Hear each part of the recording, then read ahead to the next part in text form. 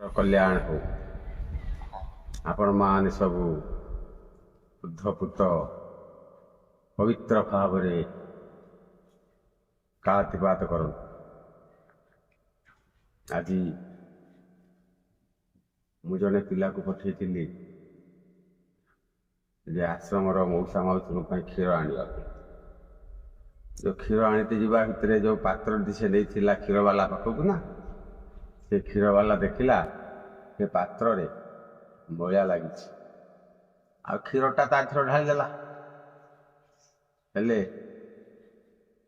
से जे क्षीरटा जे नष्ट हो कथा से चिंता कर नथिला किंतु आमे समस्ते मध्य सेया जदि निज हृदय सफा नथिबो मन जदि सफा नथिबो ताहले सारा संसार सबू भल कथा भल वस्तु पुरेले मध्य से केबे भल ही पारिबना से मैला क्षीर ढला जाइथिबा पात्र भलिया से क्षीर सब कटि जीव तेणु मु तो छोट छोट टीवी वीडियो करके छाड़ुची छाड़ा पर किसी लोक कहते हाँ आपण सत कहते हेले सत से आम मानिबा जितेबले निजे शारीरिक मानसिक बाहिक कायिक समस्त प्रकार कथा को आम सफा करथिबा तेणु जो मैंने कहते जे आपण सत कथा कहते से माने थोड़े विचार करके देखंतु तांको भितरु मजहब अज्ञानता जड़ता दूरे तो जदि अज्ञानता जड़ता दूरे न थाए ताहले ये जेते भल कथा पुरेले मध्य केबे भल होबनी तेणु आपण थोड़े विचार करके देखंतु जहाँ सत्य सत्य को आपणेबा ना असत्य को आपणेबा तेणु जो सत्य एमती सत्य अच्छी जे पूर्वर थिला भविष्य भी रहिबो आउ वर्तमान भी अच्छी सी होची स्वयं आत्मा कारण आत्मा होची अजर अमर अविनाश से केबे भी विनाश हुए ना तेणु आज मंदिर गोटे थिला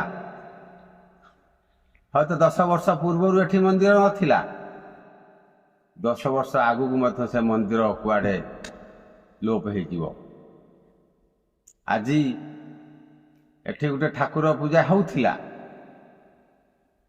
हयतो किछि दिन पूर्व नथिला एबे नुआ की हेछि से ठाकुर पूजा आज होउची भविष्य भी नथिबो तेणु आमे चिरंतन सत्य को मानिबा ना क्षणिक सत्य को मानिबा तेणु सत्य 3 प्रकार गोटे हूँ क्षणिक सत्य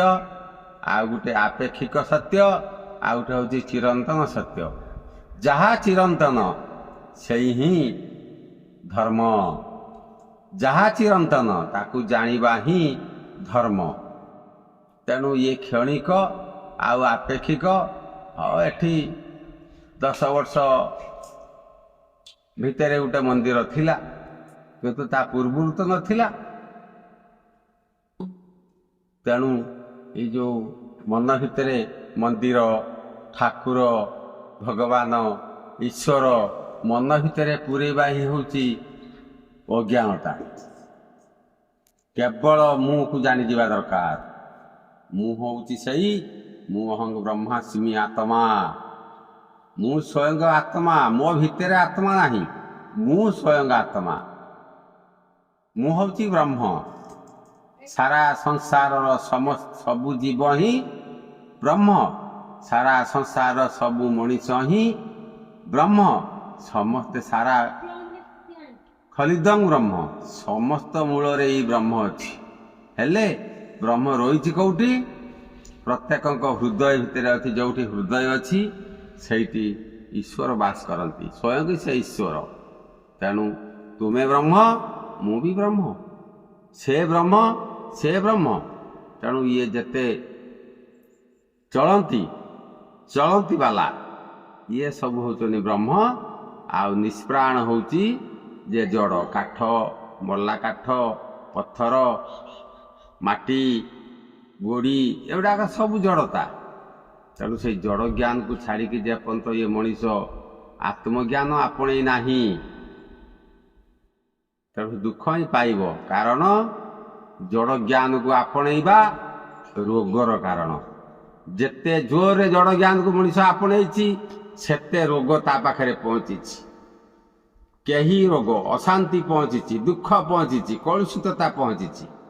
ତେଣୁ ଯେତେ ଜଡ଼ ଜ୍ଞାନକୁ ଆମେ ଅଗ୍ରଗତି କରିବା ସେତେ ବଡ଼ ବଡ଼ ଦୁଃଖର ପାହାଡ଼ ଆସିକି ଆମ ଉପରେ ଲଦିଯିବ। ଜୟଜୀ।